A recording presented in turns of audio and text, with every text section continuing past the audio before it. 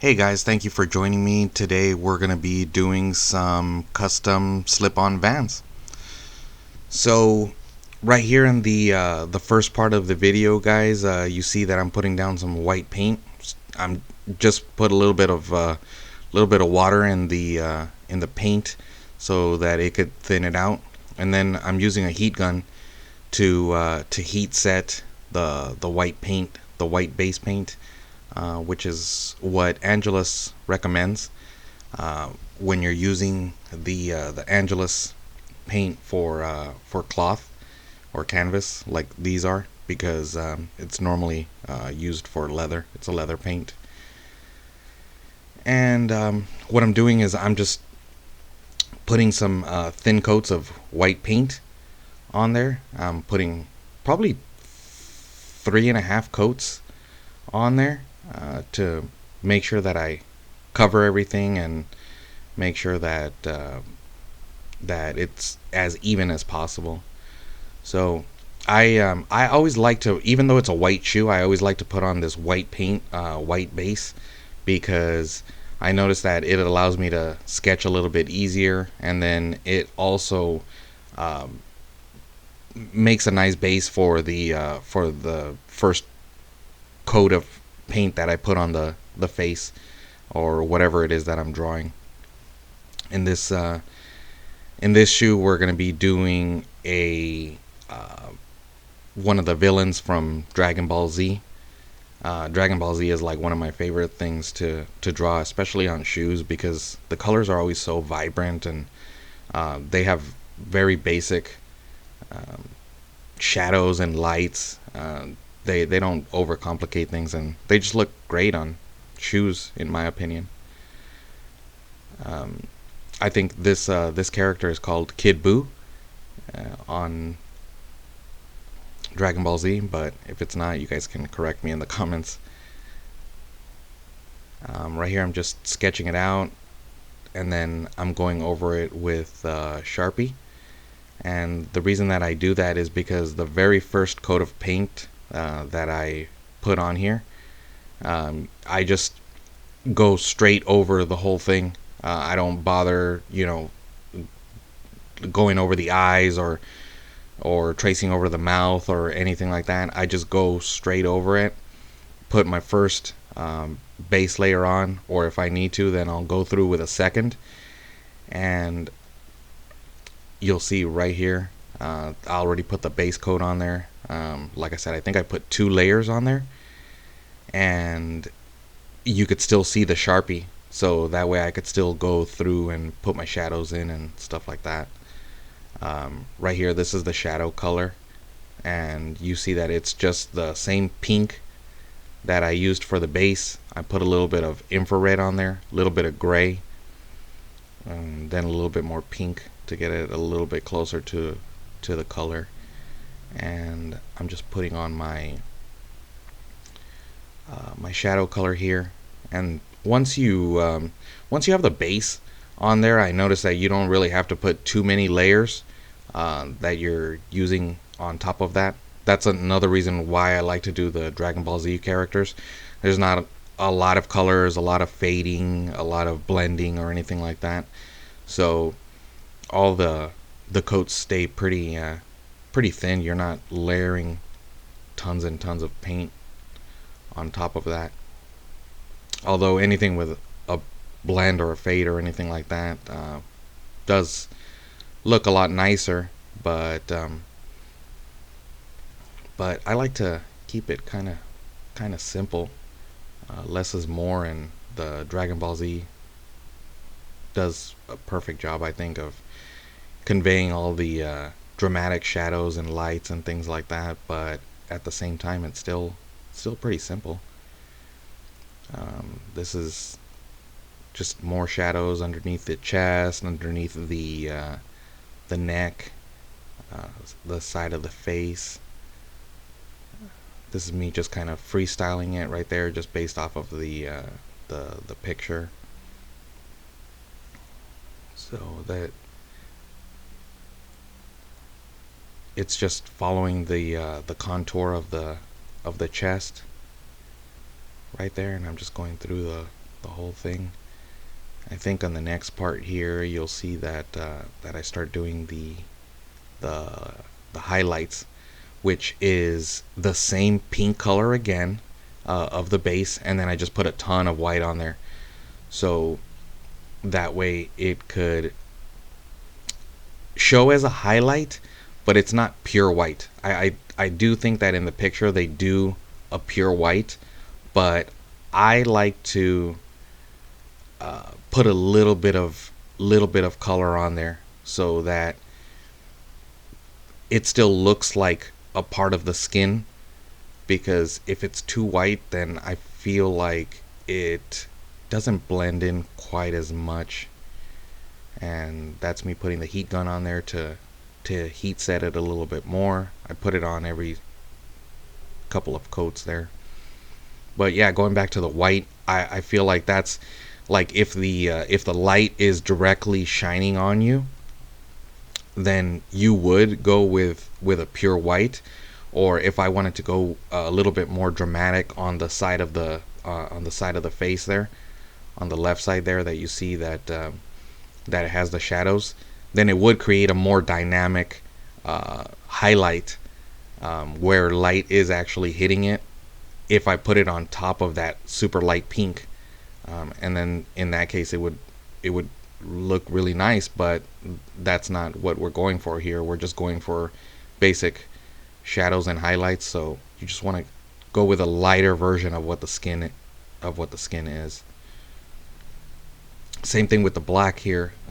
The picture calls for black eyes, but I think that it just kind of blends in a little bit too much, so I just put a little touch of gray in there, and it adds a little bit more depth and dimension, I think. And then this is me just going through the outlines. And also, guys, don't think that I actually go this fast. I actually take my time and go really slow. This is just a sped up video, but I take a lot of time on the shadows here. And if I need to, like on this right here, I want to go real neat on the inside, on the head there that I already painted, because I try not to go through it so many times. But if I do go a little bit messy on the brush, I want to make sure that I stick to the outside of the head there, because I'm still going to be putting paint on there, so there's always a chance for me to go over that black line and get it really perfect. So what I want to do is I want to be really careful going on the inside, on the head, the side that's already painted. But of course, if you're doing something on the inside there, like the eyes or the mouth, or if you had a nose or anything like that, you just want to be really careful. But if you had to, then you could just go over it with the base color again, and you'd be fine. Don't worry about making mistakes too much. Anything could be just redone or cleaned up again.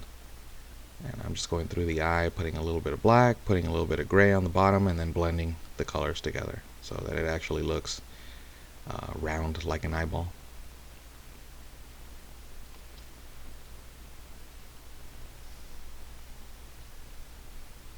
And then this is me just finishing up the outline here.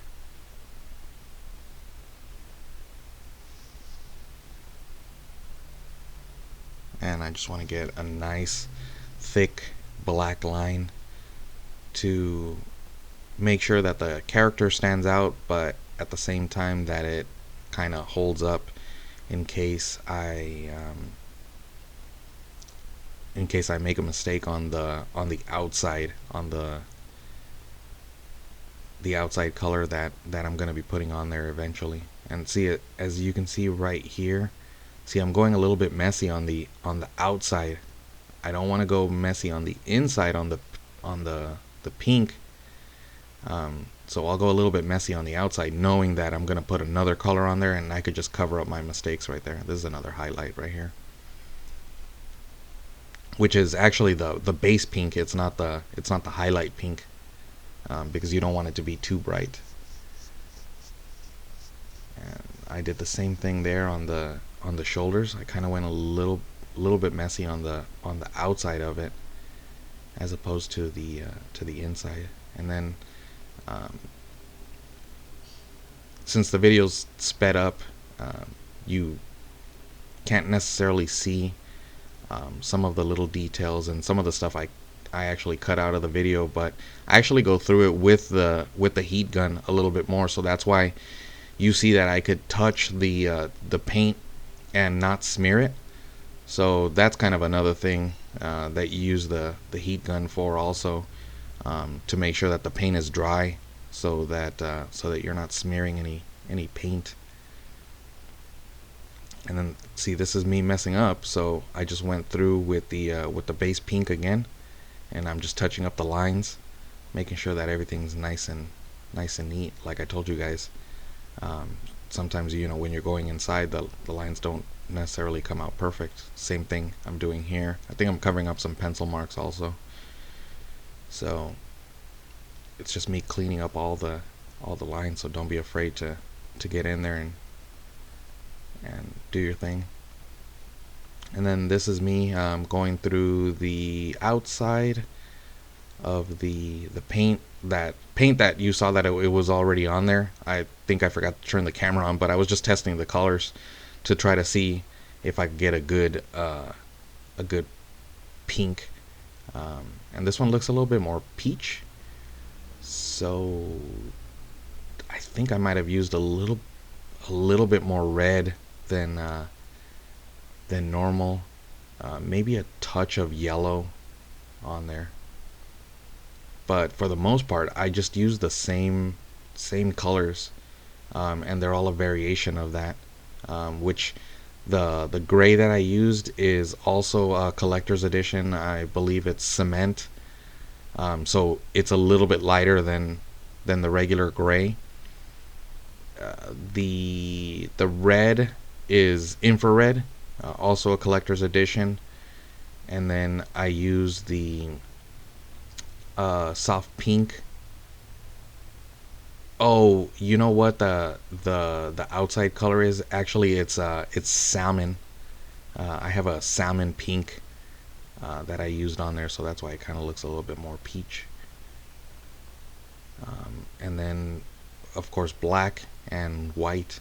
So everything is just a variation of that. Soft pink, infrared, gray, salmon, and black.